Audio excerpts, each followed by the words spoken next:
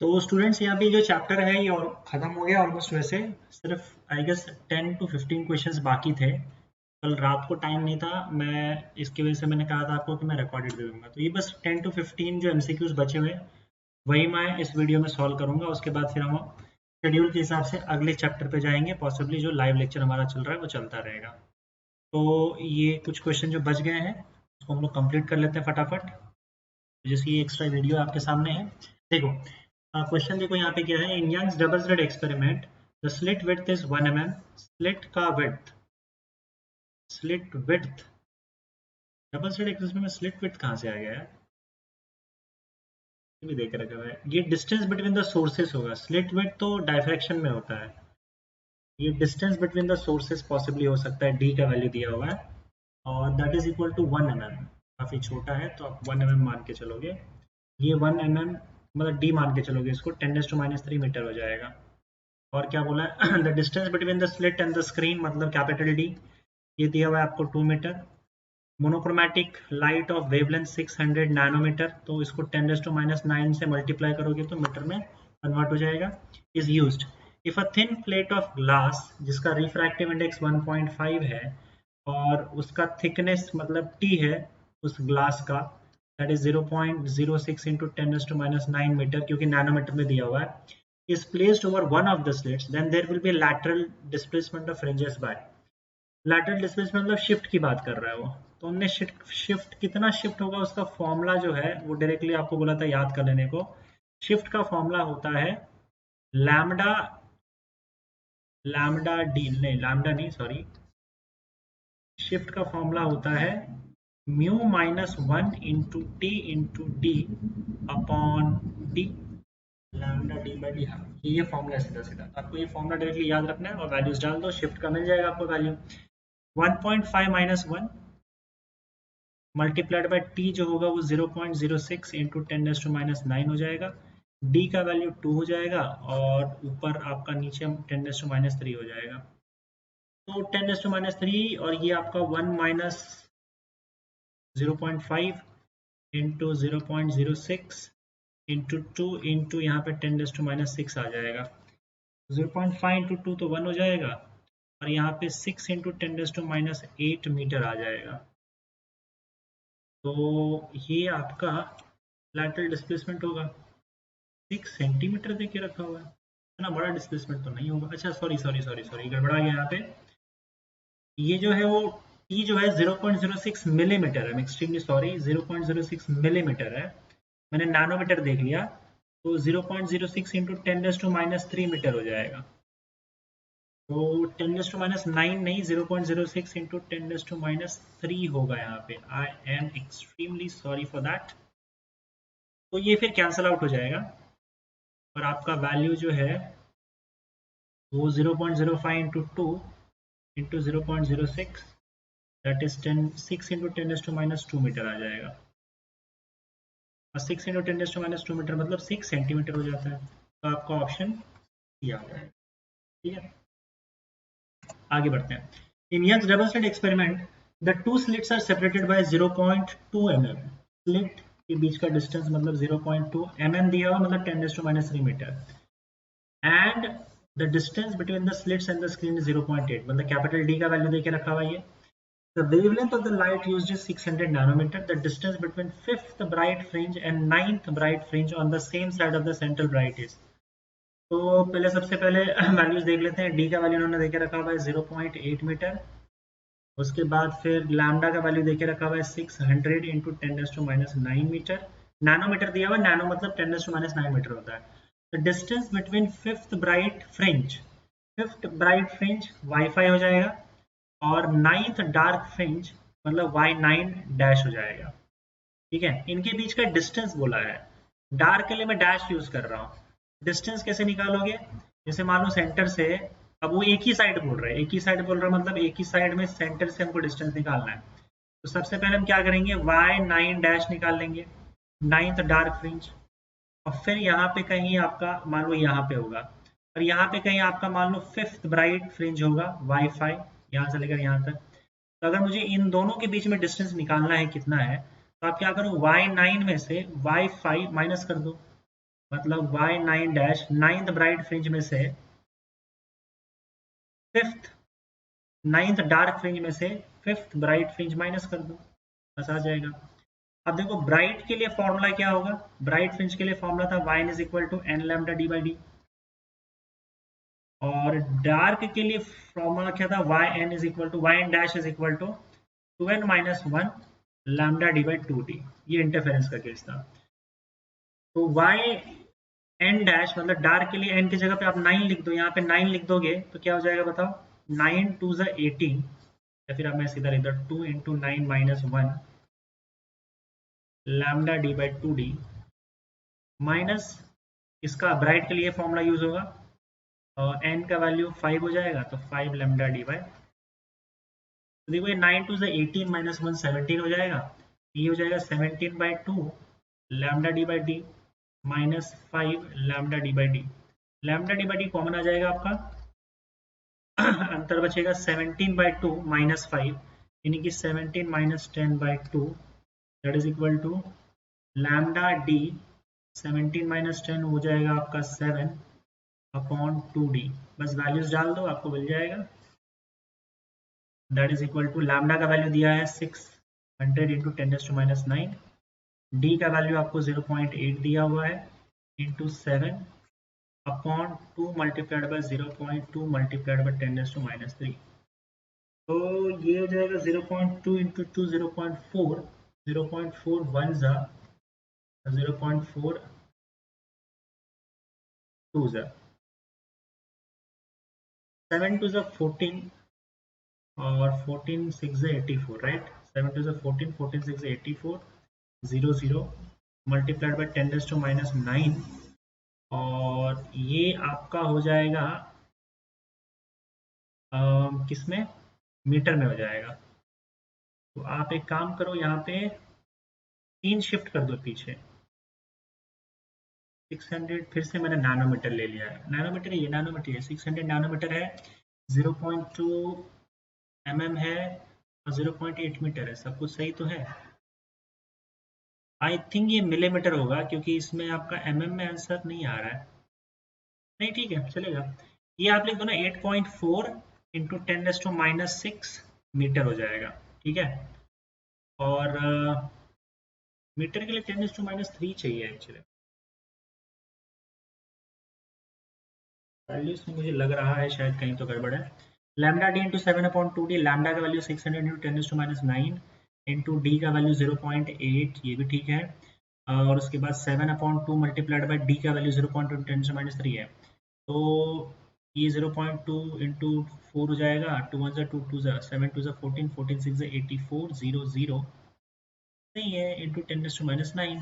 ये इसमें मुझे लगता है शायद फिर डेटा में कुछ गड़बड़ हुआ रहेगा, ये मिलीमीटर दिया है, नैनोमीटर कुछ तो दिया है, मैं एक बार चेक कर लेता हूँ इन्होंने क्या लिख रखा हुआ है। 6 इंटू 10⁻⁷ मीटर लिखा हुआ है। हाँ ठीक है चलेगा। 8.4 mm कैसे आ गया, 8.4 इंटू 10⁻³ कैसे आ गया भाई। 6 इंटू 10⁻⁷ इंटू 0.8 अपॉन 0.2 इंटू 10⁻³ 3.5 सही तो है। 3.5 इंटू 6 इंटू 10⁻⁷ ये भी सही है, इंटू 0.8 ये भी सही है, अपॉन 0.2 क्या गड़बड़ है यार इसमें, कैलकुलेशन में ऐसे क्यों आ रहा है मेरा। अच्छा सॉरी सॉरी 0 2 और आ जाएगा, अरे यार एक सेकेंड, 7 2 14 6 84 84 0 0 10⁻⁹ बराबर तो है यार, 1 2 3 3 पीछे चला गया मैं, 10⁻⁶ आ रहा है, इनका 10⁻³ कैसे आ रहा है, कैलकुलेशन देख लो यार, जो भी रहेगा आपका आंसर भी आ जाएगा, खाली डेसिमल में यहाँ वहाँ हो रहा है। मैं इनका चेक कर लेता हूँ कैलकुलेशन, इन्होंने जबरदस्ती कैलकुलेशन तो नहीं किया है। Just a second, 3.5 multiplied by 6 multiplied by 0.8 divided by 0.2 will give you 84 into 10⁻⁷। एक डेसिमल में 10⁻³ कहाँ से चले गए लोग, देख लो यही आंसर है आपका। उसमें वैसे एक्चुअली mm दिया हुआ है, इसमें माइक्रोमीटर देख के रखना चाहिए था, तो खाली डेसिमल का यहाँ वहाँ गड़बड़ हुआ है, या तो उन्होंने क्वेश्चन में कहीं कुछ यूनिट यहाँ वहाँ किया रहेगा, गलत प्रिंट किया रहेगा, या ऑप्शन में कहीं प्रिंट किया रहेगा। आपको मैंने तरीका बता दिया, बाकी वैल्यूज अब जो दिया रहेगा उसी हिसाब से आंसर आएगा। तो मेरा तो यही आंसर आ रहा है, मैं यहीं पे छोड़ देता हूँ इसको। ठीक है, यहाँ देख लेना आंसर यही आएगा। मैं यहाँ पे आंसर को काट देता हूँ मैं। It is 8.4 into 10⁻⁶ metre. मेरे हिसाब से तो यही आंसर आ रहा है। और देख लेना मैंने कहीं मिस्टेक तो नहीं किया, मेरे हिसाब से तो नहीं किया हुआ है। This has to be the answer. चलो आगे बढ़ते हैं अगले क्वेश्चन की तरफ। Light waves from two coherent sources arrive at 2 points on a screen with path difference of 0 and lambda by 2. The ratio of intensities at the point is okay, 0 and lambda by 2. Path difference पहले 0 है, उसके बाद फिर lambda by 2 है। देखो अगर path difference 0 है, phase difference भी 0 हो जाएगा, तो φ1 का वैल्यू तो 0 आ गया। सेकेंड केस में देखो पाथ डिफरेंस, ये तो फेज डिफरेंस 0 आ गया क्योंकि पाथ डिफरेंस आपका 0 है, डेल्टा x1 0 है। अब डेल्टा x2 आपका सेकेंड केस में, इसको मैं ऐसे लिख देता हूँ,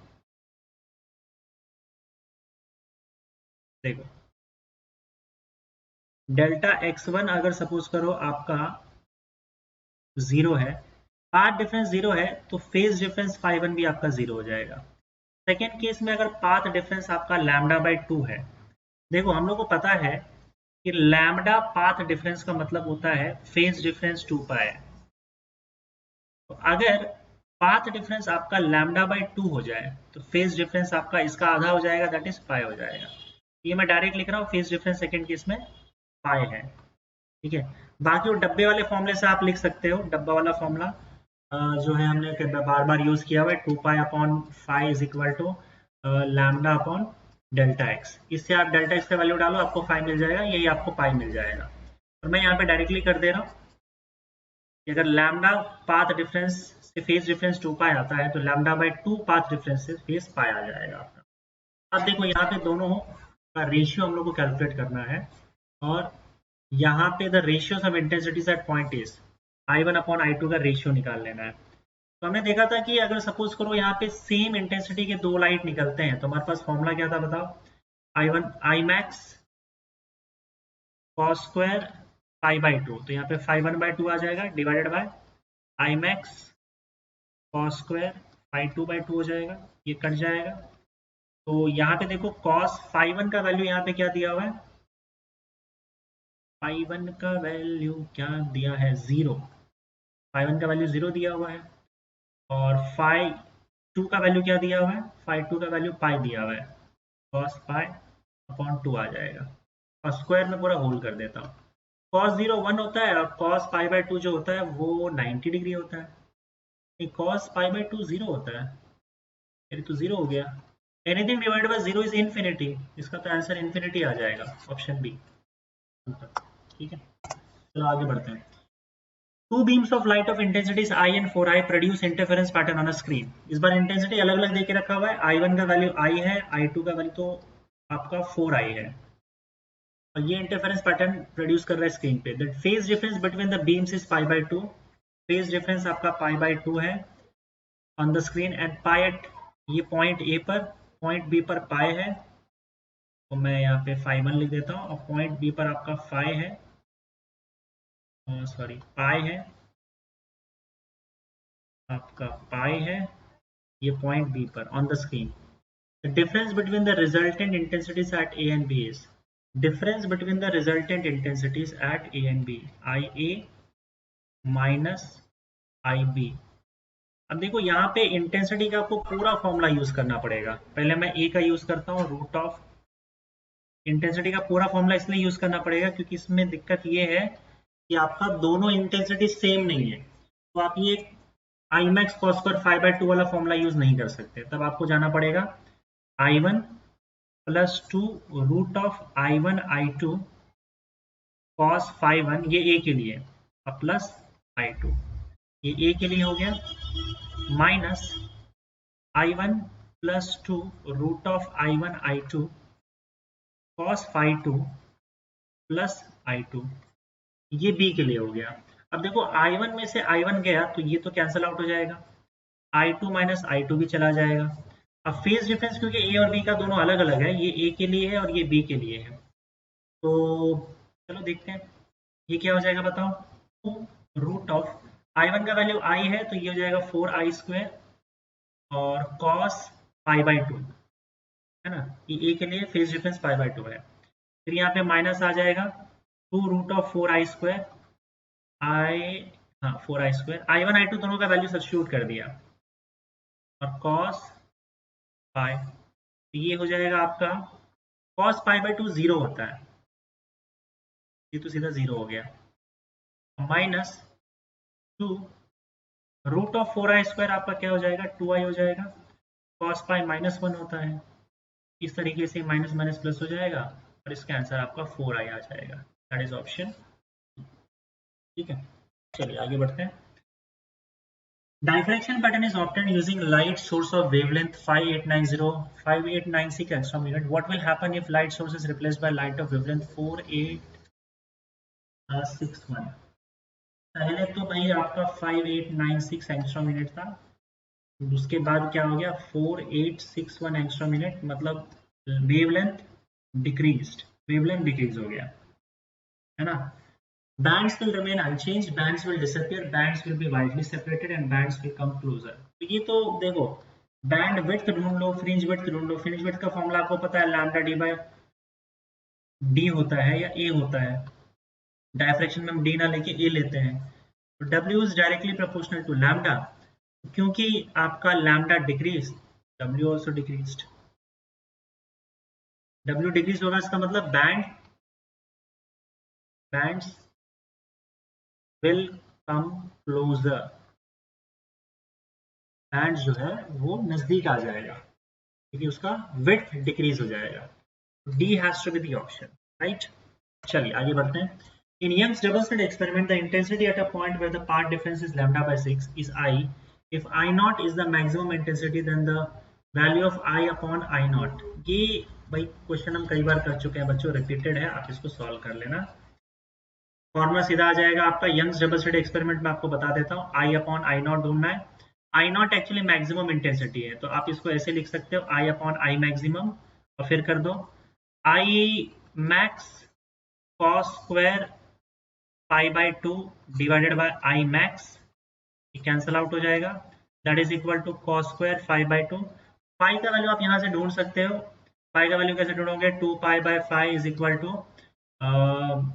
2 pi by 5 is equal to क्या होता है lambda upon delta x, delta x का वैल्यू उन्होंने देके रखा हुआ है, delta x is equal to lambda by 6, ये वैल्यू से यहाँ 5 ढूंढ लो, ये 5 उठा के इसके अंदर डाल दो तो आपको आंसर मिल जाएगा। ठीक है, इसका आंसर अगर मैं आपको बताऊं तो 3/4 आ रहा है, इसका मतलब ऑप्शन बी आ रहा है, चेक कर लेना, ये किया हुआ क्वेश्चन कई बार, बस इसको कर लेना। The interference pattern is obtained with two coherent light sources of intensity ratio n, the ratio I maximum, तो इसका तो फॉर्मूला मैंने बोला था आपको डायरेक्टली याद रखना है, लाइट की intensity I1 upon n to n है, ठीक है, मैंने बताया था I max अपॉन I minimum is equal to क्या होता है root of I1 plus root of I2 upon root of I1 minus root of I2, यही होता है ना, इसका स्क्वायर होता है, सॉरी इसका स्क्वायर होता है। तो आप क्या करो, ये जो I1 अपॉन I2 है, let this be equation 1, I1 upon I2 जो है उसका वैल्यू n होता है, तो root of I1 upon root of I2 क्या हो जाएगा, रूट ऑफ n हो जाएगा, रूट ऑफ n अपॉन 1 हो जाएगा, यहाँ पे आप कॉम्पोनेंटो डिविडेंडो लगा दो, कॉम्पोनेंटो डिविडेंडो से root of I1 plus root of I2 upon root of I1 minus root of I2 is equal to क्या हो जाएगा root of n plus 1 upon root of n minus 1 आ जाएगा, दोनों तरफ स्क्वायर कर दो, स्क्वायर कर दोगे तो root of I1 plus root of I2 upon root of I1 minus root of I2 will give you root of n plus 1 का square upon root of n minus 1 का स्क्वायर, इसका भी square करो, तो ये आपका क्या हो जाएगा I max upon I minimum that is equal to root of n plus 1 का square upon root of n minus 1 का स्क्वायर। अब यहाँ पे कॉम्पोनेंट डिविडेंड लगा दो ताकि आपको ये वाला वैल्यू मिल पाए, ये जो देके रखा हुआ है ये वाला वैल्यू मिल पाए, यहाँ कॉम्पोनेंट टू डिविडेंड लगाओगे तो क्या हो जाएगा, आई मैक्स प्लस आई मिन अपॉन, अच्छा इन्होंने माइनस बोला है तो आप पहले माइनस ले लो, ऐसा ले सकते हो, कोई दिक्कत नहीं है। I max minus I minimum upon I max plus I minimum, ये क्या हो जाएगा, root of N plus one का square minus root of N minus one का square upon root of N plus one का square plus root of N minus one का square. अब यहाँ पे मुझे लगता है आपको एक्सपैंड करना होगा। ये देखो A plus B whole square का फॉर्मूला लगाओगे तो n plus two root of N plus one minus n minus two root of N plus one divided by, नीचे आपका हो जाएगा n plus two root of N plus one plus n minus two root of N plus one. तो देखो यहाँ से n minus n गया, one minus one गया, two root of N plus two root of n मतलब हो जाएगा आपका four root of n divided by, ये हो जाएगा आपका n प्लस एन, ये जाएगा आपका, ये कैंसिल आउट हो जाएगा यहाँ से ये दोनों, तो two N plus two, two common लो तो two N plus two, two common लो के कैंसिल आउट हो जाएगा तो two root of N upon N plus one आ जाएगा, two root of N upon N plus one मतलब ऑप्शन ए आ जाएगा। इसको सॉल्व कर लो बस, और कुछ नहीं, तो बस मैथमेटिक्स है, ऑप्शन ए। ठीक है 232, yes. In a biprism experiment, when light of wavelength 6300 angstrom unit is used, the fringe width is 0.45 mm. With the same setting, when source of wavelength 4200 angstrom unit is used, the percentage decrease in fringe width will be.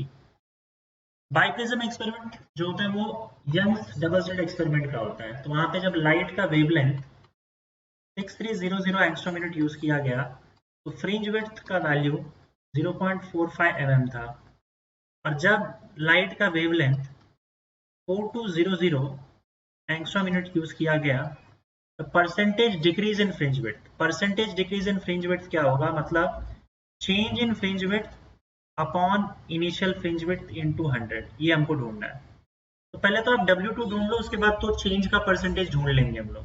तो आप क्या करो, W2 upon W1, देखो fringe width जो होता है उसका formula क्या होता है, क्वेश्चन किया हुआ इस तरीके का, लैम्डा डी बाई डी, तो फ्रिंज विड्थ जो होगा it is directly proportional to lambda, मतलब W2 upon W1 is equal to lambda 2 upon lambda 1, that is equal to lambda 2 का वैल्यू 4200 और लैम्डा 1 का वैल्यू 6300 गया, 767 7 42 और 7 9 63, तो आपका वैल्यू W2 अपॉन W1 क्या आ गया 6/9, ये फर्दर डिवाइड हो जाएगा और ये आपको मिल जाएगा 3 3 3 2।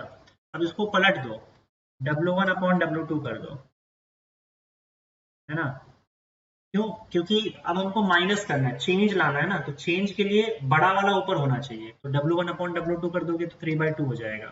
अब यहाँ पे डिविडेंडो लगा दो, डिविडेंडो लगाओगे तो W1 minus W2 upon W2 is equal to 3 minus 2 upon 2 आ जाएगा। तो W1 माइनस W2 मतलब change in width, fringe width. अच्छा एक सेकेंड, नीचे तो W2 आ गया यार, अपने को नीचे W1 चाहिए था, एक काम करो नीचे W1 ही चाहिए था हमको, इसको ऐसे रहने दो, W2 अपॉन W1 जो है ना इसको ऐसे रहने दो, यहीं पे कॉम्पोनेंट एंड डिविडेंडो लगा दो। चलो W2 minus W1 upon W1 is equal to, क्योंकि नीचे W1 चाहिए, इनिशियल वैल्यू चाहिए, 2 माइनस 3 अपॉन 3, तो W2 upon W1, W2 minus W1 upon W1 is equal to -1/3। अब दोनों तरफ क्या करो, आप माइनस से मल्टीप्लाई कर दो, दोनों तरफ माइनस से मल्टीप्लाई कर दोगे तो क्या हो जाएगा, W1 minus W2 upon W1 is equal to 1/3। W1 minus W2 is nothing but change in fringe width upon W1, that is equal to 1/3। तो अगर आपको परसेंटेज चेंज चाहिए तो आपको क्या करना है, 100 से मल्टीप्लाई करना है, that is equal to 1/3 multiplied by 100 percentage। So this is 100/3 percentage, that is equal to 100/3 33.33%। Option D आपका आ जाएगा। ओके चलिए आगे बढ़े। लास्ट कुछ क्वेश्चन फटाफट कर लेते हैं। In interference experiment the phase difference between the waves reaching a dark point is, देखो डार्क मतलब डिस्ट्रक्टिव इंटरफेरेंस, और उसका जो फेज डिफरेंस होता है, फेज डिफरेंस वो क्या होगा, 0 पाई 2, 0 पाई नहीं, 0 नहीं होगा सॉरी, डार्क के लिए क्या होगा, odd multiple of pi, 2n-1 pi, odd multiple of pi मतलब pi, 3 pi, 5 pi, 7 pi, dot dot dot dot dot. इसमें से क्या देके रखा हुआ है, इन्होंने पाई दिया हुआ है, मतलब ऑप्शन बी आ जाएगा। ये तो डायरेक्ट है आपका। आगे बढ़ते हैं। In single slit diffraction experiment, first minimum diffraction है यहाँ पे, first minimum observe for wavelength lambda 1 coincides with first maximum obtained using wavelength lambda 2. If lambda 1 is equal to 6300 angstrom unit, then lambda 2 is, अब देखो पहले तो हम लोग minimum की बात कर लेंगे। मिनिमम, मिनिमम के लिए इक्वेशन जो यूज होता है वो होता है yn is equal to yn dash is equal to n lambda d by a। ये डाइफ्रैक्शन में उल्टा होता है, डाइफ्रैक्शन में इक्वेशन उल्टा होता है। मिनिमम के लिए फॉर्मूला होता है yn dash is equal to n lambda d by a। ये फर्स्ट मिनिमम की बात कर रहे हैं, तो फर्स्ट मिनिमम के लिए y1 यूज कर लो, y1 is equal to y1 dash is equal to 1 into lambda, यहाँ पे फर्स्ट मिनिमम के लिए लैम्डा 1 यूज किया गया है, इंटू डी अपॉन ए। ये y1 का वैल्यू हो गया, और y1 का अब उसके बाद क्या बोला है, ये तो y1 चलो हो गया, इक्वेशन 1 डाल दो, चलो ठीक है। उसके बाद क्या बोला, it coincides with first maximum obtained using wavelength lambda 2। तो अब हम लोग मैक्सिमम की बात कर लेते हैं, उसमें लैम्डा 2 यूज किया गया है, इसमें लैम्डा 1 यूज किया था, मैक्सिमम के लिए लैम्डा 2 यूज किया गया। और मैक्सिमम के लिए फॉर्मूला क्या होता है, yn is equal to 2n plus 1। याद रखना यहाँ -1 नहीं आता है डाइफ्रैक्शन में, डाइफ्रैक्शन में यहाँ पे प्लस आता है, लैम्डा d बाय 2a। और यहाँ पे फर्स्ट मैक्सिमम बोला है, मतलब y1 is equal to 3 lambda d by 2a होगा। और इस केस में लैम्डा 2 यूज किया है, तो लैम्डा 2 यूज कर लेते हैं, लेट दिस बी इक्वेशन 2।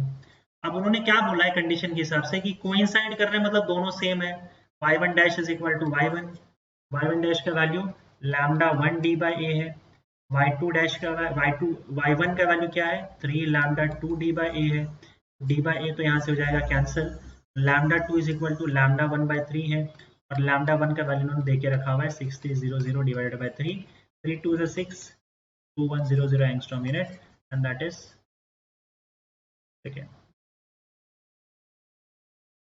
इधर 2 भी आएगा, सॉरी इधर 2 मिसिंग है, तो lambda 1 lambda 2 is equal to 2 by 3, sorry 2 by 3 into 2 भी आएगा यहाँ पे, 2 मल्टीप्लाइड बाय 6300 अपॉन 3, इसका डायरेक्ट डबल कर दो, 4200 हो जाएगा, 4200 angstrom unit, and that is option. ठीक है, चलो आगे बढ़े। In Young's double-slit experiment, 30 fringes are obtained in the field of view when wavelength of light 4000 angstrom unit is used. If we use monochromatic light of wavelength 6000 angstrom unit, the number of fringes obtained in the field of view is x. The fringe in the number of fringes, the difference in the number of fringes is the difference in the number of fringes, मतलब x मिल जाएगा तो उसको आप क्या करोगे, 30 fringes है minus कर देंगे तो हमको डिफरेंस मिल जाएगा। अब मान लेते हैं हमारा फील्ड ऑफ व्यू जो है, ये पूरा का पूरा field of view, let this be field of view, जहां तक हम देख पा रहे हैं फील्ड ऑफ व्यू, ये आपका L है, L लेंथ है, इसका टोटल लेंथ क्या है, L है। अब इसके अंदर टोटल कितने फ्रिंजेस बन रहे हैं, 30 फ्रिंजेस बन रहे हैं। सबसे पहला केस, फर्स्ट केस, जब हम लोग लाइट का वेवलेंथ लैम्डा 1 यूज कर रहे हैं, तो यहाँ पे 4000 एंगस्ट्रॉम यूनिट का यूज कर रहे हैं, तो हमारे पास टोटल जो फ्रिंजेस है, नंबर ऑफ फ्रिंजेस, वो कितना है, 30 है। अब L लेंथ में टोटल 30 फ्रिंजेस है, L लेंथ में, इस पूरे L लेंथ में 30 फ्रिंजेस है। एक फ्रिंज का लेंथ क्या हो जाएगा, वन फ्रिंज लेंथ या वन फ्रिंज विड्थ कर बोल सकते हैं हम लोग। एक फ्रिंज का विड्थ क्या होगा बताओ, अगर पूरे L लेंथ में 30 फ्रिंजेस है, एक का लेंथ कितना हो गया, एक का length will be equal to L divided by 30। जैसे मान लो टोटल 30 सेंटीमीटर का लाइन है मेरे पास, इसमें टोटल 30 फ्रिंजेस है, तो 1 सेंटीमीटर में एक आ जाएगा। तो आपने क्या किया, 30 centimetre divided by 30 fringes, 1 centimetre का एक फ्रिंज आ गया, है ना। तो वैसे L लेंथ है, अगर मान लो 60 सेंटीमीटर होता तो 60 डिवाइडेड बाई 30 कर देते आप। लेंथ को नंबर ऑफ फ्रिंजेस से डिवाइड कर दो तो आपको एक फ्रिंज का लेंथ मिल जाएगा, ठीक है, that is L divided by 30। ये आपका इनिशियल फ्रिंज, इसको आप इनिशियल फ्रिंज विड्थ बोल सकते हो, इसको आप W1 लिख सकते हो, which is nothing but W1। In short W1 का वैल्यू आपका L बाय 30 आया। अब उसके बाद सेकेंड केस की बात करते हैं। सेकेंड केस में आपने क्या किया, वेवलेंथ चेंज कर दिया, वेवलेंथ आपने क्या कर दिया, λ2 कर दिया, and that is equal to 6000 angstrom unit.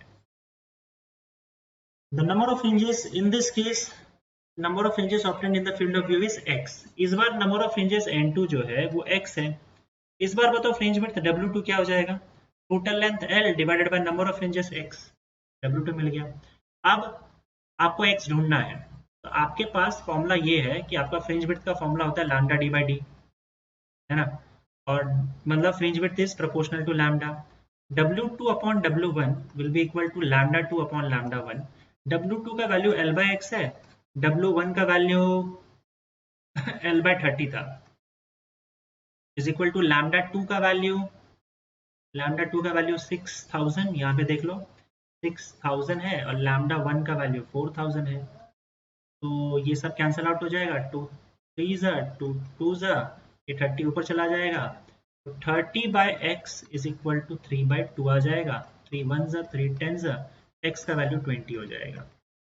20 number of fringes है, और पहले कितना था, 30 फ्रिंजेस था, डिफरेंस आपका कितना आ जाएगा, 30 fringes minus 20 fringes, that is equal to 10, और ये आपका ऑप्शन ये आ जाएगा, ठीक है। चलिए आगे बढ़े। In a single slit diffraction, ठीक है चलेगा। In a single slit diffraction the distance between plane of slit and screen is 1 metre. Plane of slit, slit और स्क्रीन के बीच का डिस्टेंस मतलब ये 1 मीटर डी देके रखा हुआ है, capital D. The width of the slit is 0.7 mm, that is equal to 0.7 multiplied by 10 raised to minus 3 meter, and secondary maximum is formed at distance 2 mm। secondary maximum मतलब y2 का value देके रखा हुआ है, maximum है तो यहाँ पे हम कुछ नहीं कर रहे, मिनिमम के लिए हम डैश यूज कर लेते हैं, वो 2 mm देके रखा हुआ है, 2 into 10 raised to minus 3 from the center of the screen, then the wavelength of the light used is, तो ये तो सीधा आप secondary maximum का फॉर्मूला यूज कर लो। मैक्सिमम के लिए हम लोग फॉर्मूला क्या यूज करते हैं, yn is equal to 2n plus 1, diffraction में ये फॉर्मूला यूज होता है 2a, तो ये y2 का वैल्यू क्या हो जाएगा, 2 2 ज़ा 4 5 लैम्डा बाय 2a, है ना। y2 का वैल्यू तो दे के रखा हुआ है 2 into 10 raised to minus 3, lambda d भी आएगा, sorry lambda d, that is equal to 5 lambda का वैल्यू चाहिए हमको, d का value 1 upon 2 multiplied by 0.7 into 10 raised to minus 3, तो ये आपका लैम्डा का वैल्यू यहाँ से आ जाएगा 2 2 ज़ा 4 multiplied by 0.7 multiplied by 10 raised to minus 6 upon 5, और ये वैल्यू आपको दे देगा 0.7 into 4, 0.7 multiplied by 4 divided by 5 will give you 0.56, 0.56 into 10 raised to minus 6। अभी इसमें से कुछ नजर नहीं आ रहा है, कुछ गड़बड़ तो नहीं की हम लोगों ने। मैक्सिमम की बात की इन्होंने, सेकेंडरी मैक्सिमम की बात की है, and secondary maximum is found at the width of the slit is 0.7 mm and secondary maximum, अच्छा सेकेंडरी मैक्सिमम बोला है, सेकेंड मैक्सिमम नहीं बोला है, सॉरी। देखो बीच वाले मैक्सिमम को छोड़ के हम लोग सेकेंडरी, सबको सेकेंडरी मैक्सिमम ही बोलते हैं, पर इन्होंने क्लियर नहीं किया कि कौन सा सेकेंडरी मैक्सिमम, यहाँ पे इनको लिखना चाहिए था। अगर कुछ नहीं लिखा हुआ है तो आप अज्यूम करके चलोगे फर्स्ट सेकेंडरी मैक्सिमम, पहला सेकेंडरी मैक्सिमम, पहला सेकेंडरी मैक्सिमम मतलब n का वैल्यू हमको 1 यूज करना था। ये भाई इसको वापस मिटा देता हूं मैं, वापस से करते हैं। फर्स्ट सेकेंडरी मैक्सिमम, सेकेंडरी का मतलब सेकेंड मैक्सिमम नहीं होता है, सेकेंड मैक्सिमम नहीं बोला उन्होंने, सेकेंडरी।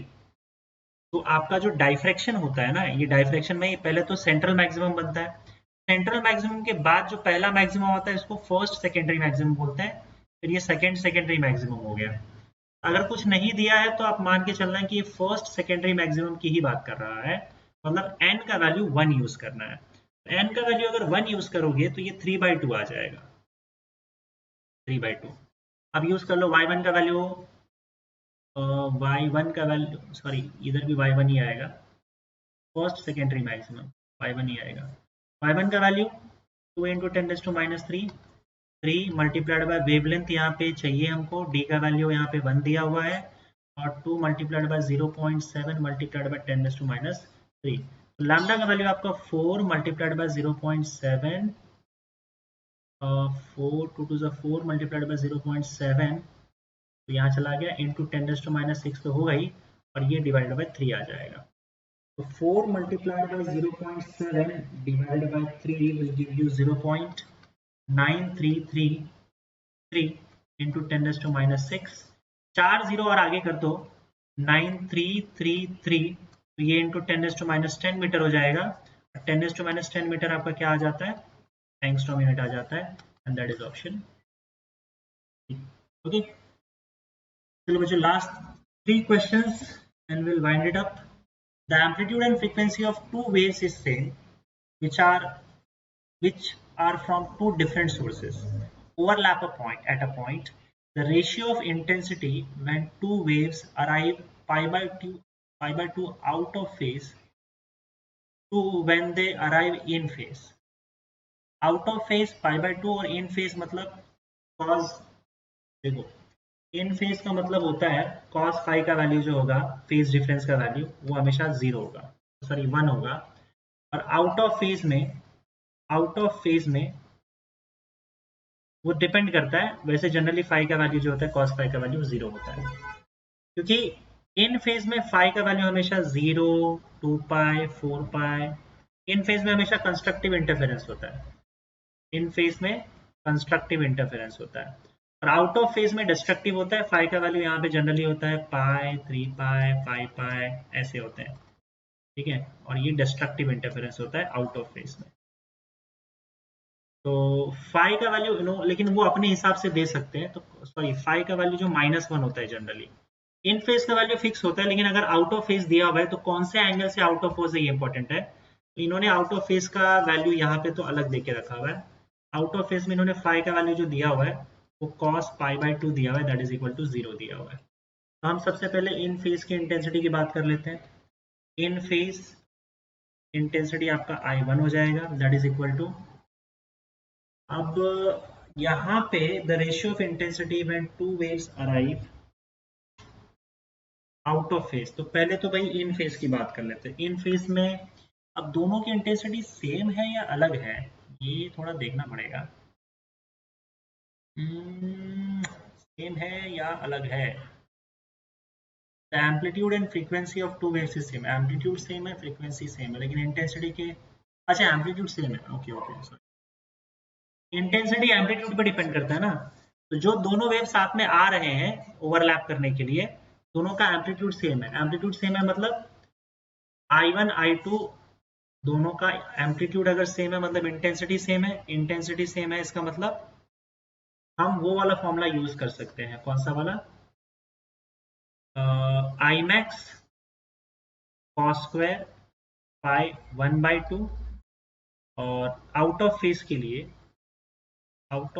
लिए हम इक्वेशन यूज करेंगे I2 that is equal to Imax cos square pi 2/2, तो ये φ1 और ये φ2।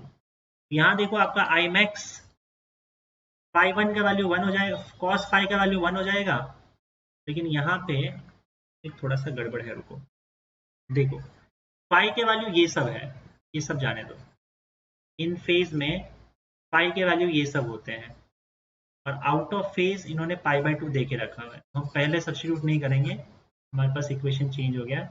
आउट ऑफ फेज फाई का वैल्यू, ये φ1 का वैल्यू, ये φ2 का वैल्यू π/2 रख देते हैं। अब देखो इन फेज φ1 का वैल्यू आप 0 डाल दो, 2 पाई डाल दो, हम 0 डाल देते हैं, तो cos 0 हो जाएगा, that is equal to Imax। तो ये इक्वेशन 1 आ गया I1 के लिए। I2 के लिए φ2 का वैल्यू π/2 है, तो ये Imax cos स्क्वायर π/2 डालोगे π/4 हो जाएगा, cos पाई बाय 4 1/√2 होता है, 1/√2 का स्क्वायर 1/2, Imax डिवाइडेड बाय 2 हो जाएगा, इक्वेशन 2। तो हमको इन दोनों का रेशियो चाहिए, I1 अपॉन I2। I1 का वैल्यू Imax है और I2 का वैल्यू Imax डिवाइडेड बाय 2 है, ये 2 हो जाएगा। इन फेज, अच्छा पहले इन फेज बोला है फिर आउट ऑफ फेज बोला है, मतलब ये I1 ये इन फेज हो गया और ये आउट ऑफ फेज हो गया ना, तो हम I2 अपॉन I1 का रेशियो निकालेंगे। उसका रीजन क्या है, इन्होंने बोल के रखा है out of phase to when they are in phase, out of phase to in phase बोला है, ये 1/2 हो जाएगा, है ना, आउट अपॉन इन 1/2 का ratio, and that will be option B for sure. चलिए दो क्वेश्चन और। In Young's double slit experiment, the intensity at a point where the path difference is lambda by 6, ये तो कई बार रिपीट हो चुका है, अब तो नहीं कराऊंगा मैं, ये 2-3 बार रिपीट हो चुका है क्वेश्चन, आप कर लो। ये क्वेश्चन भी रिपीटेड है लेकिन ये लास्ट क्वेश्चन है तो कर लेते हैं हम लोग, आई गेस ये रिपीटेड है शायद कि नहीं है, चलो देख लेते हैं। इन बाइप्रिज्म एक्सपेरिमेंट मतलब interference of light, Young's double slit experiment, the fourth dark band is formed opposite to one of the slits, the wavelength of the light used is, अच्छा fourth dark band is formed opposite to one of the slits, तो ये आपका slit है, मान लो S1 और S2 और ये बीच वाला हिस्सा है, और यहाँ पे फोर्थ डार्क बैंड, देखो ये डिस्टेंस पूरा टोटल d होता है, यहाँ से लेकर यहाँ तक d होता है, तो ये जो डिस्टेंस होगा यहाँ से लेकर यहाँ तक ये d/2 हो जाएगा। तो सेंटर से यहाँ पे ऑपोजिट टू, एक स्लिट के जस्ट ऑपोजिट में यहाँ पे फोर्थ डार्क फ्रिंज आ रहा है, मतलब ये डिस्टेंस जो है वो y4' है, यहाँ से लेकर यहाँ तक।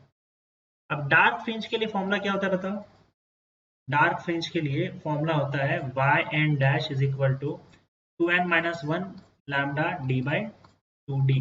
ये किसके लिए, ये इंटरफेरेंस के केस में ऐसा होता है। तो अब यहाँ पे n का वैल्यू आप डालोगे 4, क्योंकि हम 4 डार्क बैंड की बात कर रहे हैं, y4' इज इक्वल टू, ये हो जाएगा 4 to the 8 minus 1 7, 4 to the 8 minus 1 7, 7 lambda d/2d। बोला ये जा रहा है कि आपका जो ये y4' है यहाँ से क्लियरली दिख रहा है, तो वो d/2 के बराबर है, y4' is equal to d/2, तो therefore 7 lambda d/2d is equal to d/2, 2 और 2 हो जाएगा कैंसिल, और यहाँ से आपको चाहिए क्या, वेवलेंथ चाहिए, wavelength lambda is equal to d² upon 7d, that is option. Finally आपका ये चैप्टर भी बच्चों हुआ खत्म, और उसके बाद अब हम लोग अगला चैप्टर आई गेस 11th का जो साउंड चैप्टर है वो हम स्टार्ट करेंगे, वो पॉसिबली एक ही दिन में हो जाएगा, ज़्यादा चीज़ें उसके अंदर है नहीं, 11th का है तो वेटेज भी कम होता है 11th का, तो साउंड चैप्टर हम लोग एक ही दिन में ख़त्म कर देंगे, और उसके बाद फिर हम लोग रोटेशनल डायनेमिक्स उस चैप्टर को स्टार्ट करते हैं, राइट। चलो बाय, थैंक यू।